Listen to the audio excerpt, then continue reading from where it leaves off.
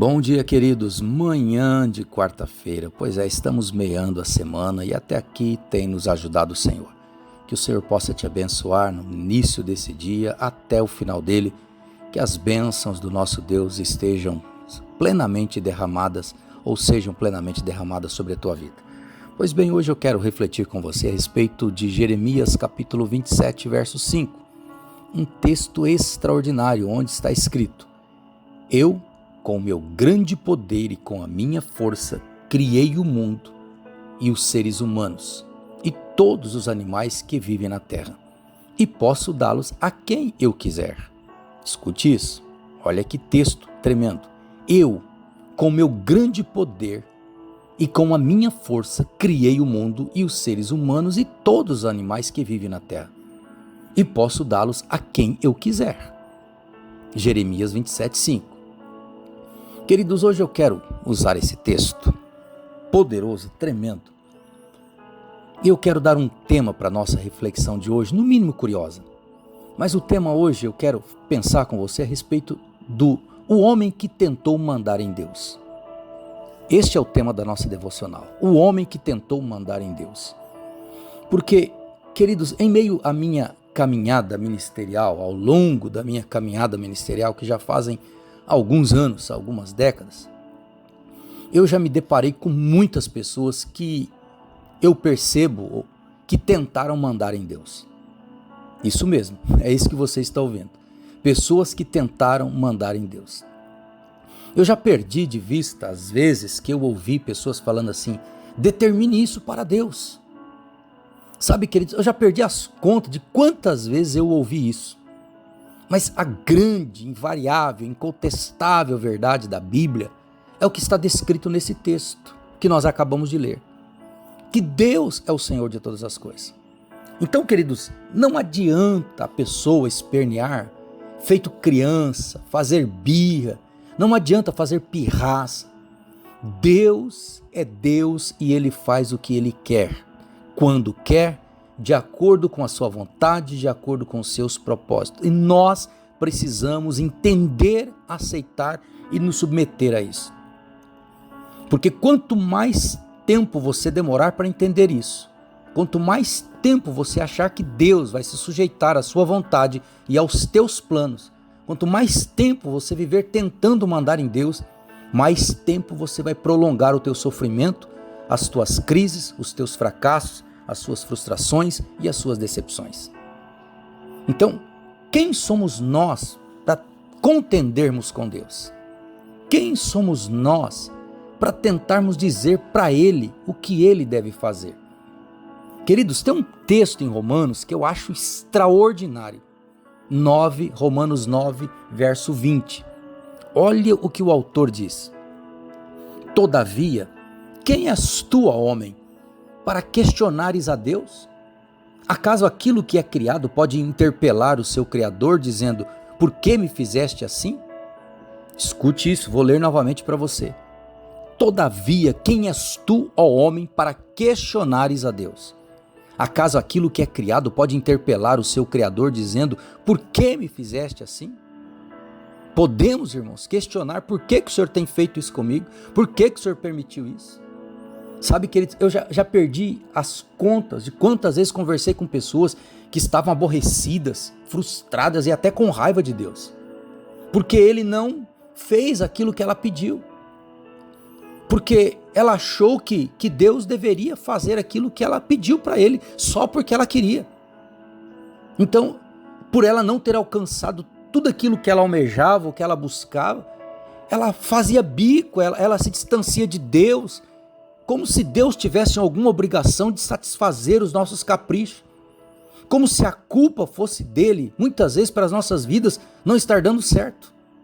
Queridos, Ele é Deus, Ele é soberano, a sua vontade é sempre boa, perfeita e agradável.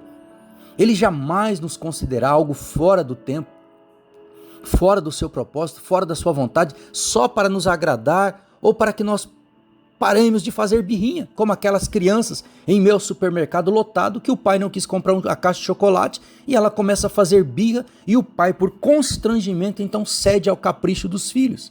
Deus nunca fará isso.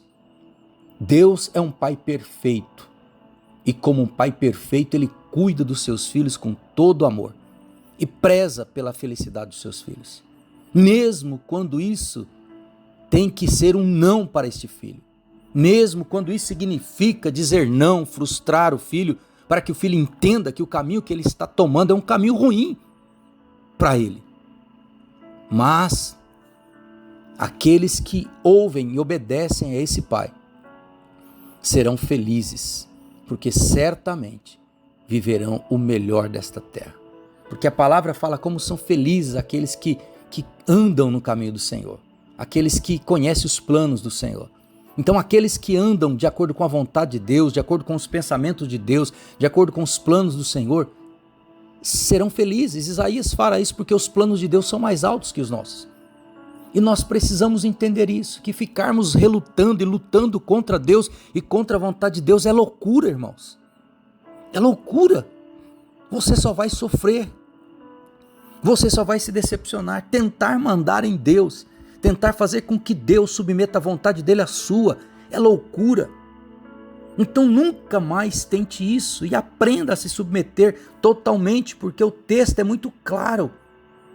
Eu, com meu grande poder e com a minha força, criei o mundo e os seres humanos e todos os animais que na terra vivem.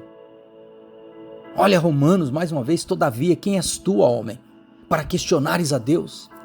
Acaso aquilo que é criado pode interpelar o seu Criador? Jamais, mas eu vejo pessoas tentando. E é por isso que sofrem. É por isso que sofrem derrotas, prejuízos. Por isso que sofrem tragédias, decepções, frustrações.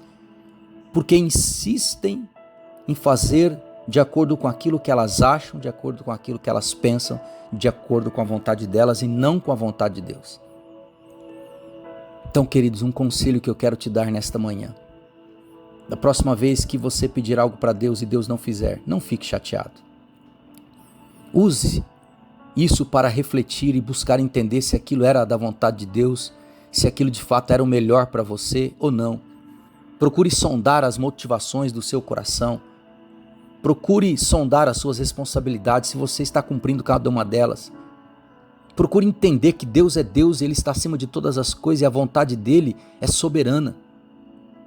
E então, certamente você vai experimentar um tempo de vitória, um tempo de alegria, um tempo de uma vida leve, de uma vida bem-sucedida. Entenda, queridos, eu sei que estamos no mês de dezembro e é o mês que se comemora o Natal. Deus não é Papai Noel. Ele não vai te trazer um saco cheio de presentes só porque você quer. E muito menos o gênio da lâmpada, que vem para te agradar e te conceder pedidos e desejos. Deus, lembre-se, é o Criador de todas as coisas, soberano e absoluto sobre céus e terra. Nada do que se fez foi feito fora dele, e tudo que existe e há foi feito por meio dele e para ele. Ele é o começo e o fim de todas as coisas. Guarde isso no seu coração. Pai, que o Senhor possa abençoar a vida dos meus irmãos e que esta palavra, Senhor, possa ser como uma marreta que estilhaça as pedras, que esta palavra estilhasse a dureza dos corações, das mentes, que relutam ainda contra a tua vontade, para que se submetam e se sujeitem ao Senhor, para que em tudo elas possam alcançar graça, amor e misericórdia diante do Senhor, para que a vida deles, então, Deus, deslanche, destrave, para que as amarras sejam quebradas, para que os bloqueios sejam transpostos e que os céus se abram sobre a vida deles. Assim eu oro a Deus, em nome do Senhor Jesus Cristo. Amém e amém. Que o Senhor te abençoe poderosamente, em nome do Senhor Jesus. Amém e amém.